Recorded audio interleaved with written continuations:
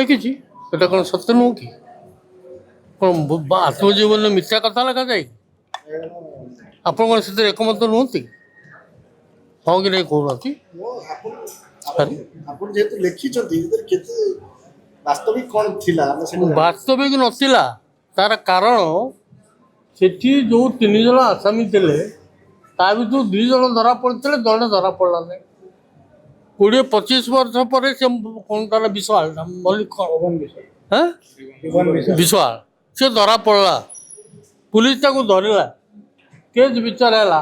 ସେଥିରେ ଜାନକୀ ବାବୁ ଦାୟୀ ବୋଲି କିଛି ବାହାରିଲା କି? ଅଯଥାରେ ଜାନକୀ ବାବୁଙ୍କୁ ବଦନାମ କରାଯାଇଥିଲା। କିନ୍ତୁ ପଲିଟିକାଲି ନିଷ୍ପତ୍ତି ଅନୁସାରେ ଯେଉଁ ସମୟଟାରେ ମୁଁ ଜାନକୀ ବାବୁଙ୍କୁ ସେତେବେଳେ କହିଥିଲି, ଅନୁରୋଧ କରିଥିଲି ସାମୟିକ ଭାବରେ ଇନ୍ଦ୍ରଜିତ ବାବୁଙ୍କୁ ବର୍ତ୍ତମାନ ଆଡ଼ଭୋକେଟ୍ ଜେନେରାଲ ପଦରୁ ଅବସର ଦିଆଯାଉ। କେସ୍ ଯଦି ତାର ବାଟରେ ଚାଲୁ, ଯଦି ସେ ନିର୍ଦ୍ଦୋଷ ବୋଲି ପ୍ରମାଣିତ ହେବେ ପୁନର୍ବାର ଆଡ଼ଭୋକେଟ୍ ଜେନେରାଲ ହେବେ। କିନ୍ତୁ ସେ କାର୍ଯ୍ୟଟି ସେତେବେଳେ କରାଗଲା ନାହିଁ। ସେଇଟାକୁ ବିରୋଧୀମାନେ ଖୁବ୍ ଜୋରରେ ଏତେ ଭାବରେ ପ୍ରଚାର କଲେ ଯେଉଁଥିରେ କଂଗ୍ରେସ ଆଫେକ୍ଟେଡ୍ ହେଲା। ନେଡ଼ିଗୁଡ଼ ଶୁଣି ଗଲା ବେଳକୁ ନିଜ ଯେଉଁ ଗଲେ ଆଉ ଲାଭ କ'ଣ ଅଛି? ସେତେବେଳକୁ ଆମେ ବଦନାମୀ ଖାଇଲୁ।